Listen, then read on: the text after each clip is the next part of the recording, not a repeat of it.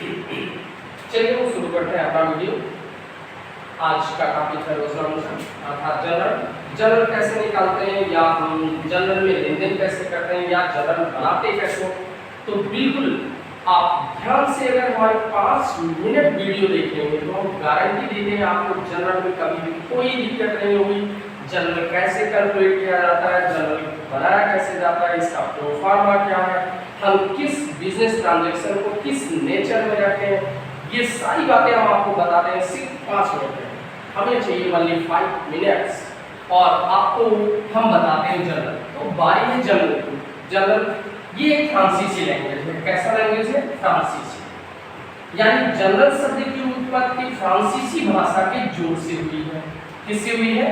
जोड़ से। General, general माने जिसका हिंदी अर्थ होता है रोजनामचा, तो जनरल शब्द की उत्पत्ति हुई है फ्रांसीसी भाषा के जोड़ से, जिसका अर्थ होता है डेबुक, डायरी या लॉन्ग पुस्तक। बिल्कुल आप ध्यान से देखिएगा।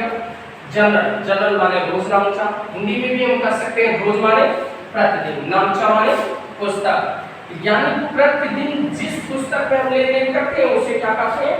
रोजनामचा। बिल्कुल जैसे आप क्या करते हैं, स्कूल आते हैं, रफ है आपके पास, तो जनरल भी सेम एक रफ की तरह है। इसमें हम क्या करते हैं, जैसे आपकी स्कूल में कॉलेज में पढ़ाया जाता है हिंदी लिखना है तो आप एक रफ में लिखिए, मैथ लिखना है उसी रफ में लिखिए, इंग्लिश लिखना है उसी रफ में लिखिए। यानी कोई भी सब्जेक्ट अगर हमें करना है तो हम क्या करते हैं, उसके लिए एक ही रफ का प्रयोग करते हैं और घर जाकर फिर पेड़ बनाते हैं। उसी तरह जनरल भी है। जनरल में क्या करते हैं, जैसे जैसे दिन भर का ट्रांजेक्शन होता जाता है हम तुरंत तो उसका लेखा जनरल में करते जाते हैं। तो जनरल का हमने आपको अर्थ होता है कि मीनिंग ऑफ जनरल। जनरल जो है फ्रांसीसी शब्दों से बना हुआ है, जिसका अर्थ क्या होता है? डेबुक, डायरी या नोट पुस्तक। अगर हिंदी में हम बात करें तो वो रोजनामचा। रोजनामचा का मतलब है रोज माने प्रतिदिन, नामचा माने पुस्तक। प्रतिदिन जिस पुस्तक में हम लेन देन करते हैं उसे क्या कहते हैं? रोजनामचा कहते हैं। अब बारी है रोजनामचा में लेखा करने की। तो ध्यान रहे कभी भी बिजनेस ट्रांजैक्शन का जब भी आप रिकॉर्डिंग कीजिए तो कुछ बातों का आपको ध्यान में रखना होगा। यानी जनरल बनाने के अपने कुछ नियम है। वो नियम क्या है? क्योंकि बिना इसके नेचर को जाने हम इसका लेन देन नहीं कर सकते या इसका रिकॉर्डिंग नहीं कर सकते। तो सबसे पहले हम इसका नेचर जानते हैं कि ये किस नेचर का ट्रांजैक्शन है। जैसे आपको दिया गया है राम से माल खरीदा, राम से माल खरीदा। अब ये तो दिया गया है राम से माल खरीदा, लेकिन है ये किस नेचर का, ये हमें जानना होगा। तो ध्यान रहे नेचर जानने के लिए हमें सबसे पहले खाता जानना होगा। क्या जानना होगा? अकाउंट। अकाउंट, अकाउंट, जी बिल्कुल आपने सही सुना, अकाउंट। अकाउंट का मतलब है खाता। हमें खाता जानना होगा। तो जानते हैं खाता का मतलब होता है कि जहां पर हम अपने लेन देन को रिकॉर्ड करते हैं उसे खाता कहते हैं। और यह 3 प्रकार का होता है। फर्स्ट व्यक्तिगत खाता, व्यक्तिगत खाता। नंबर 1 है व्यक्तिगत खाता। दूसरे नंबर पे आता है वास्तविक खाता, वास्तविक खाता। और तीसरे नंबर पे आता है नाममात्र खाता, नाममात्र खाता। अगर हमें कभी भी जनरल में लेन देन करना हुआ या जनरल बनाना हुआ तो हमें इन तीनों खातों को जानना बहुत ही आवश्यक है।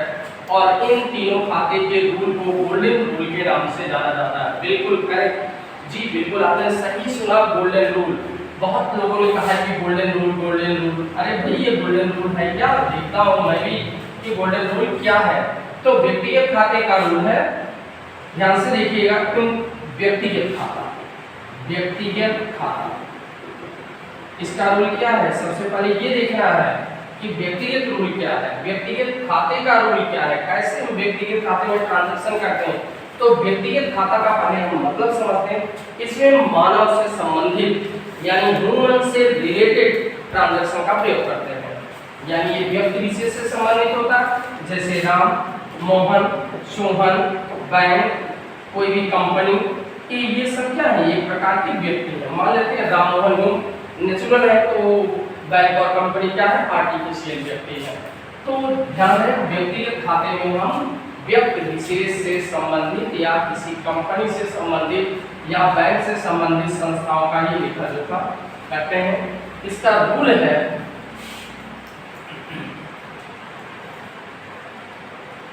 receiver is debit, receiver is debit and giver is credit, giver is credit। बिल्कुल आपने सही सुना, receiver is debit and giver is credit. तो रिसीवर का मतलब क्या है? अरे भाई जो लेगा वो ऋणी होगा, जो देगा वो धनी होगा। रिसीवर माने लेने वाला, डेबिट माने ऋणी, जो भी वस्तु को लेगा वो ऋणी होगा और जो भी वस्तु देगा वो धनी होगा। ये तो हमारा इंडिविजुअल का प्रोफार्मा है। तो देखते हैं, राम से माल खरीदा, आपको बताया गया, ध्यान से देखिए, राम से माल खरीदा, माल को कौन ले रहा है? मैं ले रहा हूँ। ध्यान रहे, जनरल में हमेशा दो पक्ष होने चाहिए, यानी सॉरी बिजनेस ट्रांजैक्शन हमेशा दो व्यक्तियों के बीच में होता है, एक मैं एक राम। मान लेते हैं माल खरीदा, कौन खरीदा? मैं खरीदा। ध्यान से देखिएगा, माल खरीदते हैं तो उसे छोड़ नहीं देते बल्कि उसे लेके आते हैं। तो माल खरीदा हमारा क्या हो गया? डेबिट। तो माल खरीदने की अंग्रेजी परचेज अकाउंट डेबिट। टू इससे खरीदा भाई, राम से खरीदा, टू राम बन गया आपकी जनरल एंट्री कि हमने किससे माल खरीदा, कंप्लीट हो गया। चलिए आगे देखते हैं, हम किसी और एग्जांपल के साथ इसका प्रयोग करते हैं। आप ध्यान से देखिएगा, पूरी वीडियो आप ध्यान से देखिए, आपको अच्छे से समझ में आ जाएगा जनरल में लेखा कैसे किया जाता है। देखते हैं, राम को 200 रुपए दिया, राम को 200 रुपए दिया।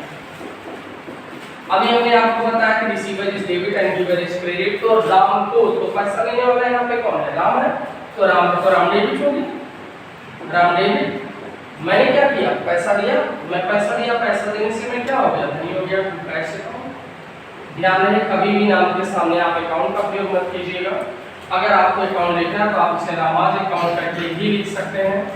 तो मेरे हिसाब से मैंने एक छोटा सा ट्रिक बनाया है जनरल एंट्री के लिए, जिस भी नाम के सामने को मिल जाए या से नहीं मिल जाए, अगर को मिलता है तो डेबिट करते हैं, से नहीं मिलता है तो क्रेडिट। जैसे राम को, तो को का मतलब डेबिट है और से है तो क्रेडिट है। ये हमारा व्यक्तिगत कारोबार है। दूसरे नंबर पे हम आते हैं वास्तविक खाता।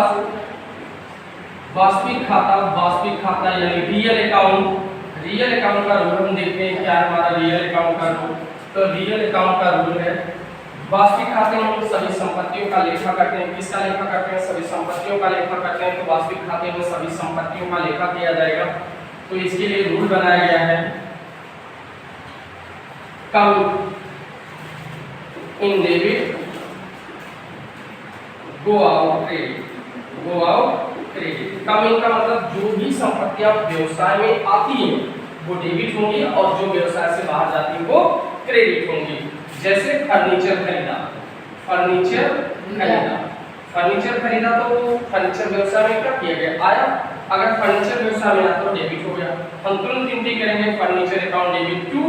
अगर नगद खरीदे तो कैश दे रहे हैं तो पैसे कम, अगर उधार है तो हम उस व्यक्ति का नाम डाल देंगे। जैसे फर्नीचर बेचा या मशीनरी बेचा, तो मशीनरी हमारे व्यवसाय से क्या हुआ? बाहर गया। तो मशीनरी बेचा, मान लेते हैं मशीनरी बेचा, तो मशीनरी हमारे व्यवसाय से बाहर गया। तो जब बाहर गया तो वो बेचने पर हमें क्या मिला? ये देखना होगा कि बेचने पर हमें मिला क्या, तो कम क्या हुआ, आया क्या? तो पैसा आया। कैश अकाउंट डेबिट टू क्या बेचे? मशीनरी बेचे, टू मशीनरी अकाउंट। ये आपका जो है वास्तविक खाते का रूप है। तीसरे नंबर पे हम आते हैं अपने नाम मात्र खाते में। तो ध्यान रखिएगा, नाम मात्र खाते का मतलब क्या होता है? नाम मात्र, जो कि व्यवसाय में सिर्फ नाम मात्र के लिए होता है। तो ध्यान रहे, नाम मात्र खाते का रूप है all expenses and losses debit and all profit and gain credit, all profit and gain credit. यानी किसी भी प्रकार का व्यय और हानि क्या किया जाएगा? डेबिट किया जाएगा। और किसी भी प्रकार की प्राप्ति क्या किया जाएगा? क्रेडिट किया जाएगा। ये था आपका कुछ जनरल में लेखा करने के नियम। देखते हैं जनरल बनाने का प्रोफार्मा क्या है। तो जनरल बनाने का प्रोफार्मा हम ध्यान से देखते हैं। इसके लिए हमें 5 कॉलम बनाना होगा। नंबर 1 पे डेट, दूसरे नंबर पे पार्टिकुलर, तीसरे नंबर पे हमें एलएफ ड्रा करना होगा, चौथे नंबर पे डेबिट, पांचवें नंबर पर क्रेडिट। ये है जनरल प्रोफार्मा। हम एक की बात करते हैं। डेट का मतलब होता है तारीख, यानी जनरल में लेखे हमेशा तिथिवार किए जाते हैं। जिस भी दिन बिजनेस ट्रांजैक्शन होगा हम उसी दिन इसका लेखा करेंगे और उसका डेट डाल देंगे। पार्टिकुलर का मतलब होता है विवरण, हमने कौन सा बिजनेस पर ट्रांजैक्शन किया है उसका रिकॉर्डिंग करेंगे। एलएफ का मतलब होता है लेजर फोलियो, यानी खाता पर संख्या किस खाते पर से लिया गया वो लिखते हैं। डेबिट का मतलब होता है रेडी, जो कि एक सैंपल है, और क्रेडिट का मतलब होता है वैल्यू।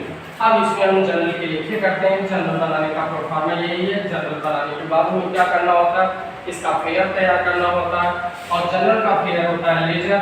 लेजर को हम हिंदी में कहते हैं खाता बही, यानी अलग अलग खाता खोलना, और फिर लेजर की सहायता से हम तैयार करते हैं ट्रायल बैलेंस, जो कि क्या करता है आपकी विगत की शुद्धता को बताता है। और ट्रायल बैलेंस की सहायता से हम क्या बनाते हैं, फाइनल अकाउंट। वर्ष के अंत में जो भी खाता हम खोलते हैं उसे क्या कहते हैं, फाइनल अकाउंट। और इसी के साथ हमारा पूरा ट्रांजेक्शन समाप्त होता है। अगर वीडियो आपको अच्छी लगे तो प्लीज़ हमारे वीडियो को लाइक और सब्सक्राइब करें।